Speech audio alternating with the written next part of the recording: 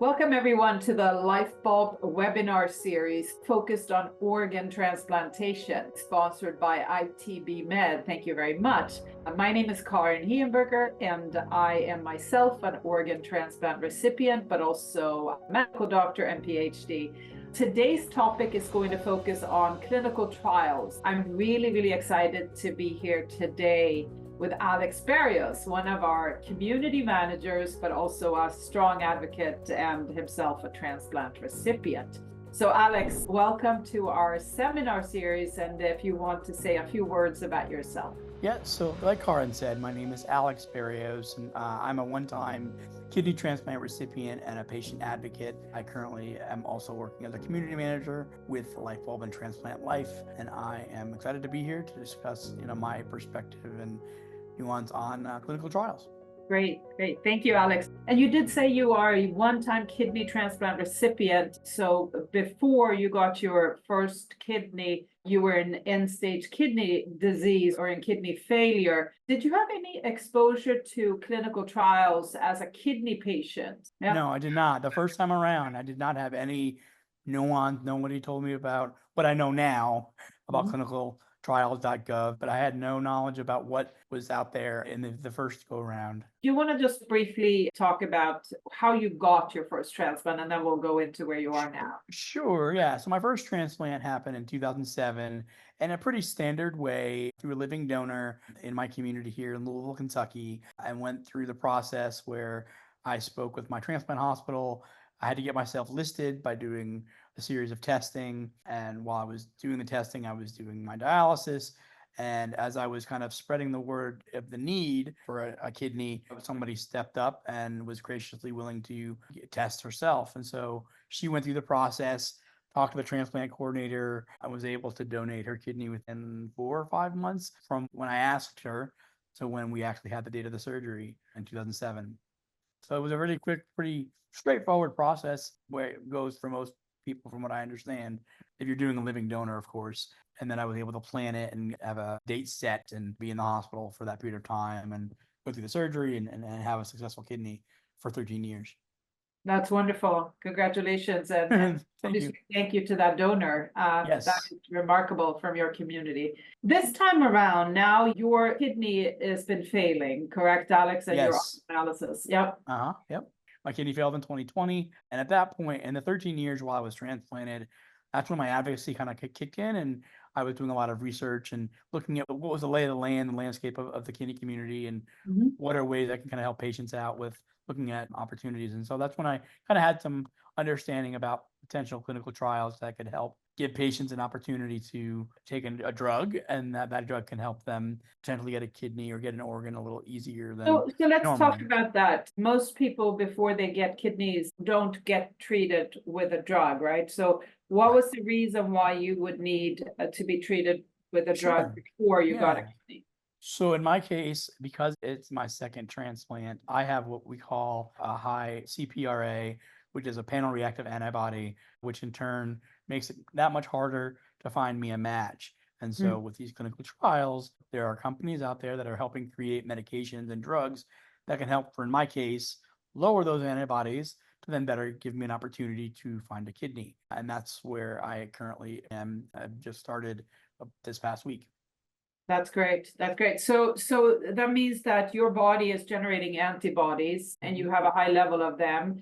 So that means that it's more difficult to find a match, and therefore you need to find a drug or a trial that would accept you to try to suppress those antibodies and make you more receptive to a kidney. This clinical trial, and let's think about it from any clinical trial. How did you find it, and how did you get accepted into this? So as I had the opportunity with my advocacy, I've done a lot of different work with a lot of different organizations, and was talking with a group from the National Kidney Registry, asking about what potentially are my options to get me the second kidney.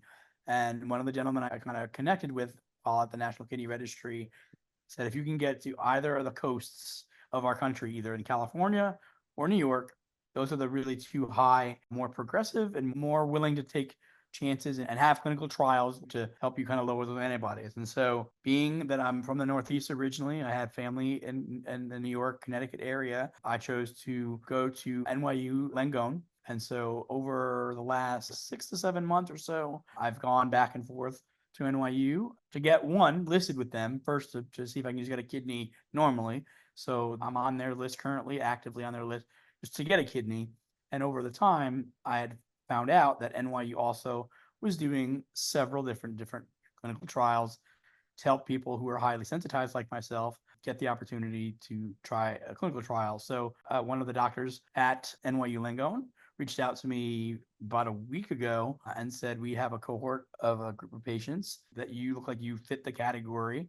We'd like to have you come in for informed consent, and we'll talk about the trial. And did that. And here we are getting ready to start here in July. That's incredible. So in this trial, are there two arms? Normally in a clinical trial, if that's randomized, you have a trial where there's a placebo treatment. Is that how this trial is run, or do This you is have not only an active arm? just an active arm. Good. That means that you're going to get the treatment. Correct. The All right. informed consent you mentioned. What was that? Yeah, What? the informed consent was a conversation where the team at NYU Langone would kind of go over with me the need of the drug and why they're doing it, who the investigator is, what the drug has done previously, where it's being done, in other parts of the country. From what I understand, there are 8 other transplant centers doing this, and NYU is just one of them. And then informed consent, there's just really a conversation about all the opportunities of what the plan is if you choose to do this trial, and the schedule, and what the possible side effects could be if you were to take this, because again, it's a trial. They're going to be studying me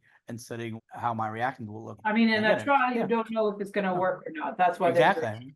Right. You talked about your visits and your schedule. So in a clinical trial, you do see the physicians or the transplant center more often. Can you talk a little bit about how often you will have to go to NYU for this trial? I will be doing it for about 6 months. About maybe 2.5 or 3 months of it will be going back and forth to NYU and getting the infusion and having observation and monitoring for 24 hours. And then after, I think, the end of the second or third month, everything with the blood draws will all happen locally here where I live in Kentucky. And then I'll go back one more time in December or early January, depending on the schedule, to kind of complete the trial. It's a 6-month trial. That's great. That's great. When you go to New York for this trial, do you have housing? How's this clinical trial set up? This particular trial, the company that's sponsoring it is giving me a stipend, and they're fortunately putting me up into a hotel and having a car service bring me from the hotel to the hospital the morning of. And then I'll stay obviously in the hospital at admission, get the infusion, get the actual drug, have it actually happen. And then while it's happening, it's a 4-hour infusion. They will then monitor me for 24 hours to see what kind of side effects I'm having. Yeah, Obviously record the data they're going to record. I'm still on dialysis, so that I will do dialysis in the hospital on Wednesday morning, and then they'll fly me home on Wednesday evening. that's great. It's a really, really taken care of from the practical perspective. Yes, it is. And Yes. yeah. And I'm able to have a companion, so my fiance is going to come with me as well. So that'll be great to have somebody. I won't be by myself. Yeah, no, that's great, because of course you need someone there to help you. So 6 months, in 6 months, this trial will be over. How many sessions will you have had during that? So it'll be a total of 11 visits. After I'm done in August at NYU, there'll be a space where that nurse will come out to my home locally to me in Kentucky, and I'll get those labs drawn. So it's a total of 11 visits, Mhm. but really the NYU visits are like, the informed consent was number 1. So then the infusions are 3 visits separately. And then there's 2 follow-ups, so it's 5 visits. And then there'll be, I think, total of like 6 or 7 more visits. But that's when the nurse will come out. And then the last one will be at NYU to make sure that I'm done at that point after 6 months. Very exciting. Yeah. Yeah. And this is the first experience you've had with a clinical trial. Correct. As an advocate, have you been studying other sites and trials, or have you been informed about trials in the past? I haven't studied a whole lot. I have been informed of a few different ones. Once I got listed with NYU to be active on the list just to receive a kidney, they shared with me a few different trials that were available for patients like myself, but I didn't qualify for a few of them. There's another one, imlifidase, I think is what it's called, and I just didn't qualify because of particular anticoagulable state I have. I just didn't qualify for that one. So NYU basically gave me the information about the trials that I was qualified for, and the only one I qualified is the one I'm doing currently. So your recommendation to other patients who are looking for clinical trials is to speak to their transplant center. Yes, very much. Yeah, speak to your coordinator, talk with them, ask them what my options. If it's definitely if it's a second organ transplant of any sort, you're going to have those high antibodies, and even some of those folks who've had blood transfusions, or if you're a woman who's been pregnant, those antibodies get created that way as well. So, however it works in your situation as a patient, I would recommend highly speaking with your transplant team about what is in front of you, what options, and doing the research. And obviously also for other therapies, because this is a therapy for those with high antibodies, but correct. You could also, as a patient, look into trials that are testing new drugs. Correct. Right? Because the drugs that we're on, have been around for a long time. And if there are now trials testing new kinds of drugs that potentially could, reduce the impact on the kidney long term, there are drugs out there that are being tested that could reduce the need for immunosuppression. Exactly. Tolerance trials, and it can be found on clinicaltrials.gov, but your transplant center should also be able to inform you if you ask them, are there any clinical trials that are appropriate for me as a transplant recipient? Yes. On TransplantLyfe.com, we do feature some clinical trials, and we do have discussions about what it means to be part of them. Because as a patient, of course, it's great to talk to another patient who's been part of a clinical trial, so you know what to expect.